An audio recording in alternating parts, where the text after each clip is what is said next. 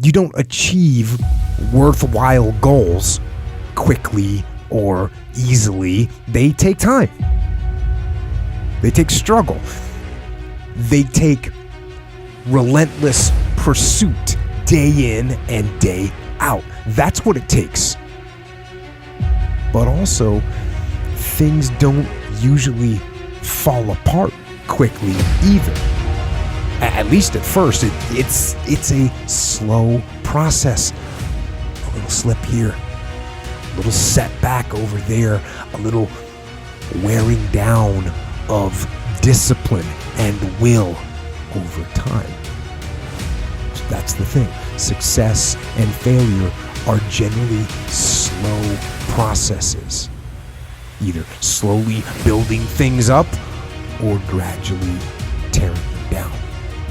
And that's why I say you've got to pay attention. You have to watch. You have to watch every single second. Because those seconds, they turn into minutes. And minutes turn into hours. And hours turn into days. And days turn into years. And so, that second that just went by, that counted. And so did that second. And so did that one. And in those precious seconds, you are either building or you are decaying. You are either gaining ground or you are losing ground in that second. And in every second. Every second counts. So make every second count. Well, you should be afraid of taking risks and pursuing something meaningful. But you should be more afraid of staying where you are if it's making you miserable. It's like the first thing you want to do is dispense with the idea that you get to have any permanent security outside of your ability to contend and adapt. It's the same issue with children. It's like you're paying a price by sitting there being miserable. You might say, well, the devil I know is better than the one I don't. It's like, don't be so sure of that. The clock is ticking. Yeah. And if you're miserable in your job now and you change nothing, in 5 years you'll be much more miserable and you'll be a lot older. It's a luxury to pursue what makes you happy.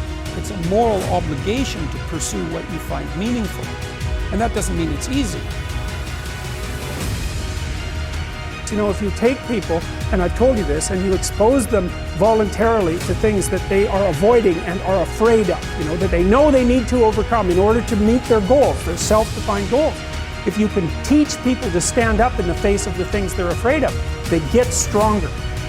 And you don't know what the upper limits to that are, because you might ask yourself, like, if for 10 years, if you didn't avoid doing what you knew you needed to do, by your own definitions, right, within the value structure that you've created, to the degree that you've done that, what would you be like?